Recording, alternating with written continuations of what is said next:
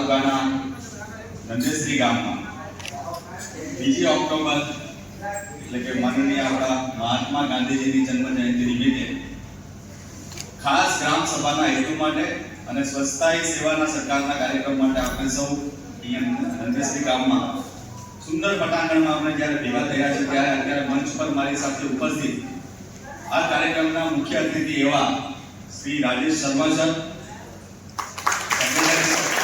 Secretary sir, MOPR Panchayati Raj મંત્રાલયમાંથી આવ્યા છે. એમનું ખૂબ ખૂબ હાર્દિક સ્વાગત કરું છું. ત્યારબાદ એમની સાથે NIRD હૈદરાબાદમાંથી પધારે બીજા સાહેબ પણ આપણી વચ્ચે સિનિયર કન્સલ્ટન્ટ સાહેબ, સાથે સાથે આપણા જિલ્લામાંથી પધારે માનનીય નાયબ જિલ્લા વિકાસ અધિકારી સાહેબ ભાર્ગવ સર આપણી વચ્ચે સ્વાગત કરું છું. જિલ્લા પંચાયતમાંથી હિસાબી અધિકારી સાહેબ પણ આપણી વચ્ચે ઉપસ્થિત છે.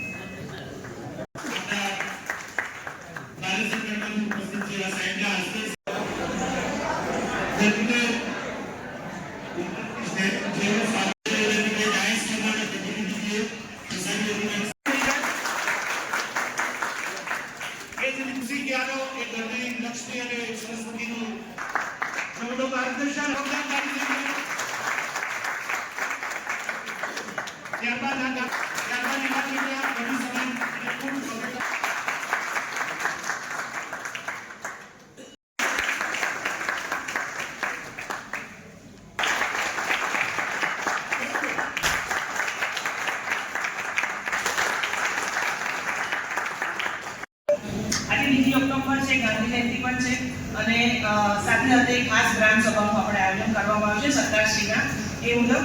તો આજની જે ગ્રામ સભા છે એ આપણે એનો મુખ્ય ધ્યેય છે ગામના વિકાસના કામો, GPDP પ્લાન તૈયાર કરવો, સરકારશ્રીની જે પણ યોજનાઓ છે જે આપણે ગ્રામ્ય પંચાયતથી અમલીકરણ કરીએ છીએ તે તમામ યોજનાઓનું અહીં વાંચન કરવું અને સરકારશ્રીની તમામ યોજનાઓ દરેક જન સુધી પહોંચે, બરાબર, તેના એક જાગૃતિના ભાગરૂપે પણ આ ગ્રામ સભાનો હેતુ છે.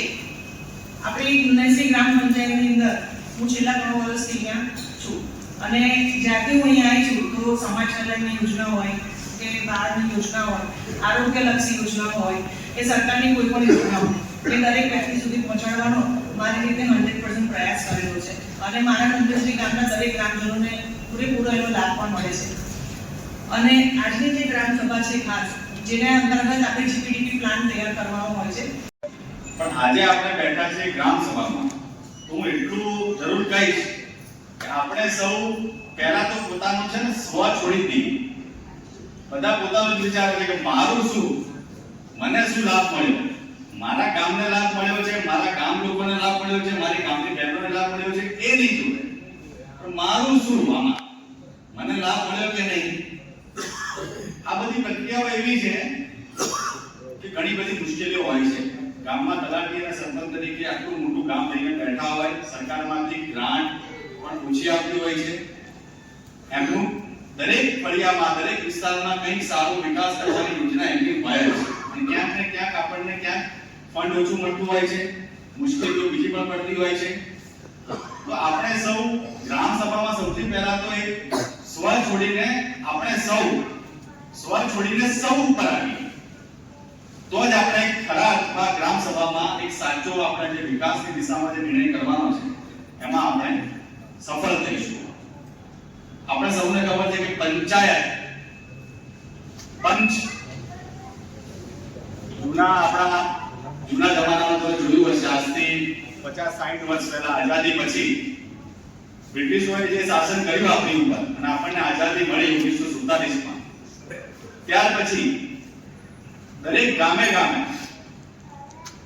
પંચાયત અસ્તિત્વમાં નથી ત્યારની વાત કરું છું. તો ગામમાં સંચાલન કોણ કરતું હતું? આપણા ગામના પંચો, આપણા ગામના વડીલો. આપણે ઘરમાં આપણા દાદા હોય, વડીલો હોય કોઈ, તો ઘરમાં કઈ સમસ્યા થાય તો આપણે શું કરીએ છીએ? બેસીને એની ચર્ચા કરીએ છીએ. કઈ રીતે એનો રસ્તો નીકળે, કઈ રીતે સમાધાન થાય, આપણે એની ચર્ચા કરીએ છીએ. તો પંચ એ પરમેશ્વર છે. જૂનું તમે જોયું હશે કે હરિયાણામાં ખાપ હતી. તે કોઈ માત્ર રાજકીય નહીં, પરંતુ કલ્પના પણ હતી. હું દર અઠવાડિયે 2 કલાક શ્રમદાન કરીશ. સ્વચ્છતાના આ પરિક્રમને પૂર્ણ કરીશ અને દાનો અન્યને કરવા દઈશ. સૌપ્રથમ હું મારી જાતથી અને મારા કાર્યકરથી શપથ શરૂઆત કરીશ. આજે હું શપથ